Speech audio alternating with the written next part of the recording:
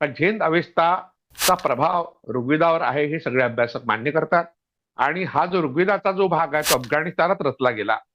त्याही ठिकाणी असुर आणि देव हा संघर्ष निर्माण झाला असावा आणि त्यातून या शब्दाचा अर्थ बदलला असावा असा अंदाज तर्कतीर्थ लक्ष्मण शास्त्री जोशी यांनी मराठी विश्वकोशाच्या पहिल्या खंडात सांगितलंय. त्यावर आपण यापूर्वी चर्चा केली आहे, पण पुन्हा आठवण करून देतो. तर अशा तऱ्हेने देव आणि असुर हा संघर्ष मुळात इराणमध्येच निर्माण झाला आणि तिथल्या ग्रंथामध्ये तो स्पष्टपणे दिसतो. तर हा जो वर्ग आहे हा जो भारतात आला. आता मी यापूर्वी सांगितलं की अशोक फटकरांनी आपल्या ग्रंथामध्ये स्पष्ट केलं की देव शब्दाचा अर्थ ईश्वर असा कधीही होत नाही. गॉड हा या अर्थाने देव शब्द कधीही वापरला गेला नाही. तो आर्यांमधल्या विशिष्ट प्रकारच्या समूहावर साठी वापरला गेला. म्हणून देव नावाचा जो वर्ग आहे तो ब्राह्मण वर्ग होता. हे अनेक अभ्यासकांनी आपापल्या परीने समजावून सांगितलेलं आहे. आता जेव्हा ईश्वर ही संकल्पना निर्माण झाली तेव्हा मात्र ब्राह्मणांनी त्या संकल्पनेला विरोध केला. साधारणतः 2500 वर्षांपूर्वी म्हणजे बुद्धाच्याच काळामध्ये ईश्वरी संकल्पना निर्माण झाली. त्यापूर्वी ईश्वरी संकल्पना नव्हती.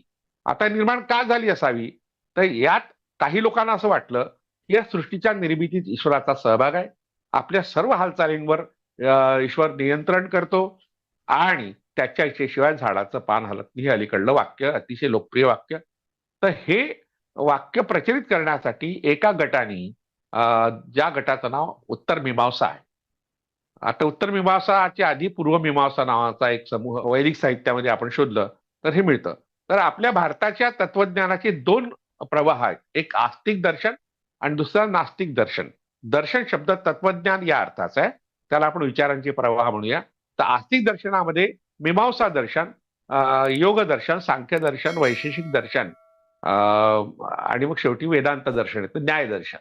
म्हणजे यातलं जे मीमांसा आहे, वैशेषिक आहे, न्याय दर्शन आहे, योग आहे आणि सांख्य दर्शन आहे.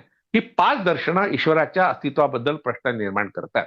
म्हणजे त्यांना सृष्टीच्या निर्मितीत असा कोणतरी अव्यक्त शक्ती आहे, अदृश्य शक्ती आहे हे मान्य नाही. ते चर्चा करतात, प्रश्न विचारतात. पण मग जेव्हा काही लोकांना असं वाटलं नाही याच्या पलीकडे काहीतरी शक्ती आहे आणि ती सर्व काही नियंत्रित करतं, आपल्या निर्मितीला कारणीभूत ती आहे, असं एक तत्वज्ञान तयार झालं.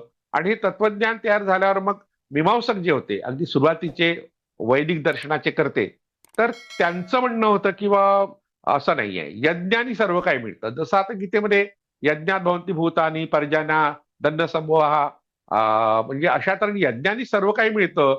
आणि मग यज्ञ अन्नात भवन्ति भूतानी आणि त्या पर्जन्या दंड संभोहा आणि मग शेवटी यज्ञ कर्म समुद्भवा, म्हणजे प्रत्येकाने यज्ञ केलं पाहिजे तरच पाऊस पडतो.